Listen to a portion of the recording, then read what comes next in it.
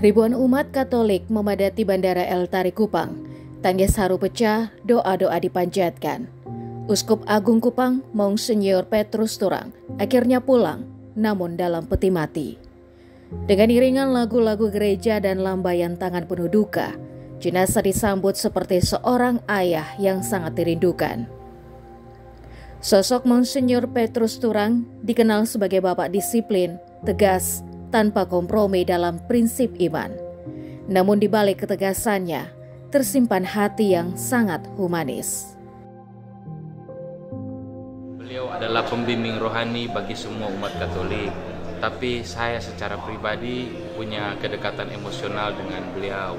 Jadi semasa hidupnya itu beliau selalu memberikan arahan, nasihat, terkhusus ketika masa-masa saya berkampanye.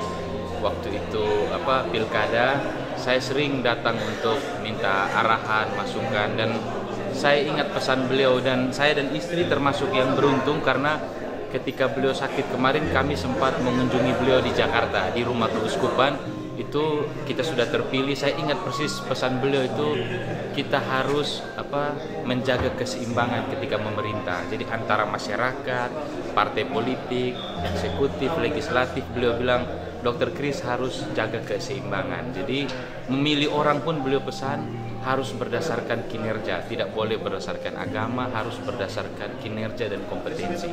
Apapun agamanya, apapun sukunya, beliau pesan kalau pilih orang harus lihat outputnya, kinerjanya, kompetensinya. Itu saya ingat persis. Beliau sampaikan bahwa ketika orang Katolik memimpin harus universal. Tunjukkanlah bahwa kita mengayomi semua agama dan suku. Itu pesan beliau kepada saya. Jenazah Uskup Emeritus Monsenyor Petrus Turang dibawa ke persinggahan di Istana Keuskupan untuk disemayamkan selama 30 menit. Umat menangis bukan hanya karena kehilangan seorang gembala, tapi karena mereka kehilangan figur seorang bapa yang selalu hadir dalam suka dan duka, yang menegur dengan kasih dan merangkul dengan ketulusan.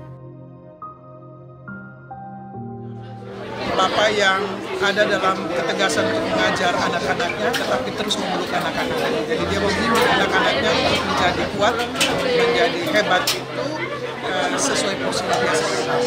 Saya memandangnya seperti itu. Masing-masing kita punya kenangan ya, tapi kalau saya memandangnya seperti itu. Bagi banyak umat, Monsenyor Turang bukan sekedar uskup.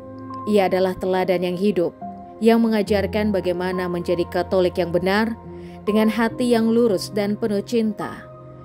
Kupang berduka, namun juga bersyukur karena pernah memiliki seorang gembala. Jenazah akan disemayamkan pada hari Selasa, 8 April 2025 di Gereja Katedral Kristus Raja Kupang. Dari Kupang, Rian Boy 5, Timur TV melaporkan.